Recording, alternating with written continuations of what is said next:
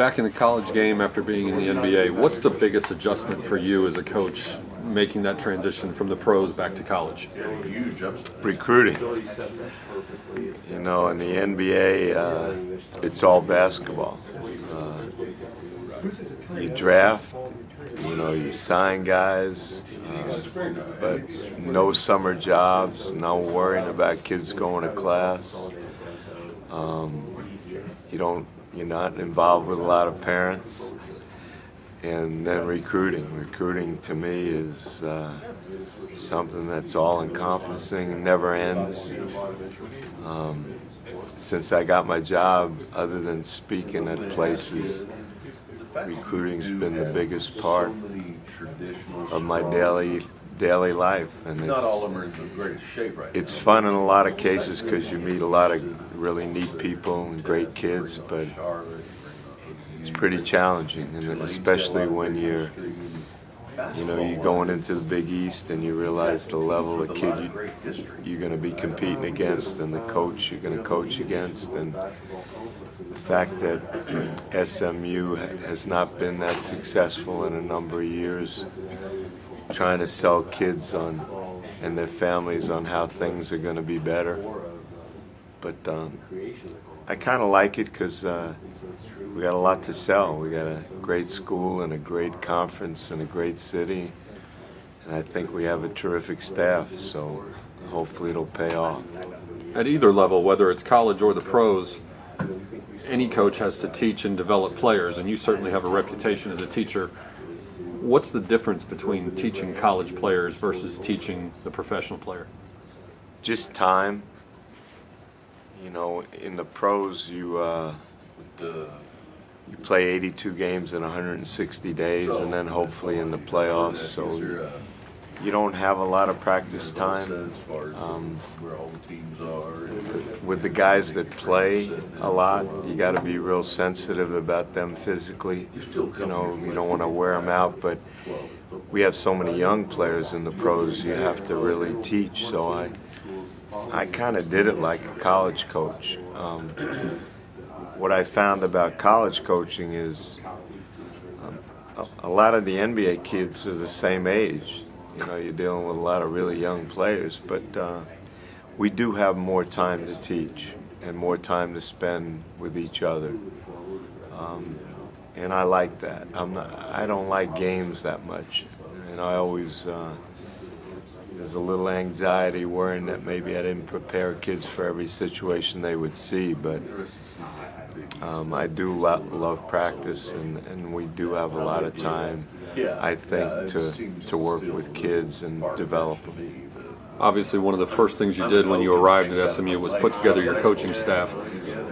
How do you divide up the teaching responsibilities in practice among your assistants? Do you break them up by offensive and defensive specialists, or post players versus guards? How do you divide that up?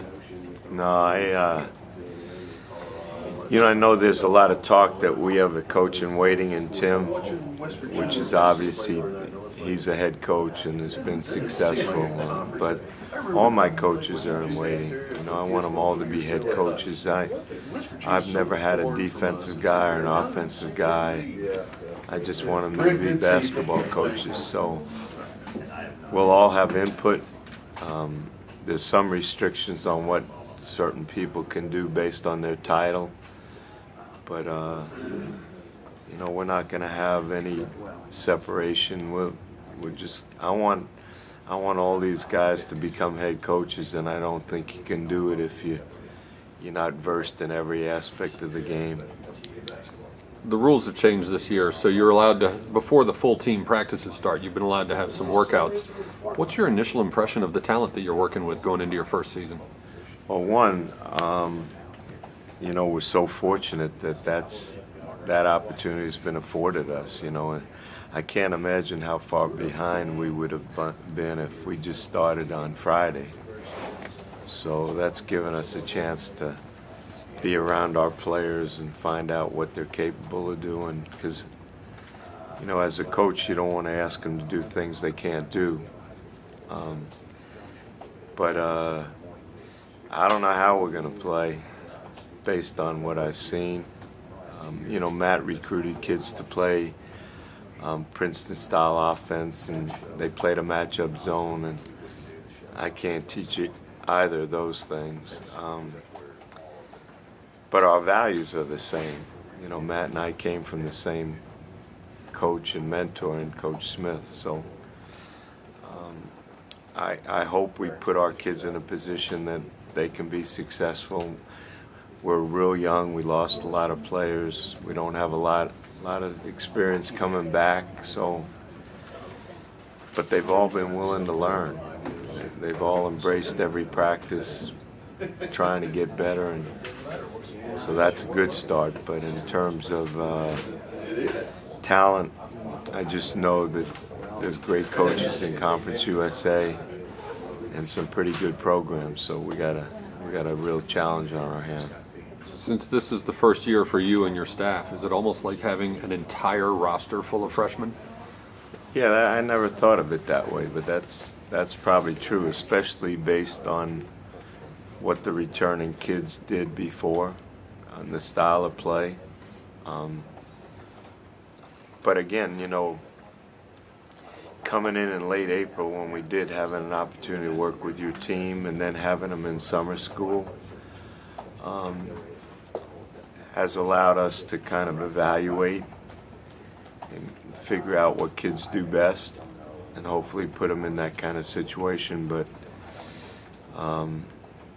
I just think based on what I've seen, we got a lot of work to do.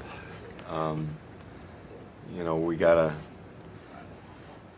figure out a style that helps everybody, and then teach them how we want to play in the future, because we are so young. Because we will play man-to-man, we will try to run, we will try to pressure, and we'll play the guys that play the hardest to make their teammates better. And we're going to work on that every single day.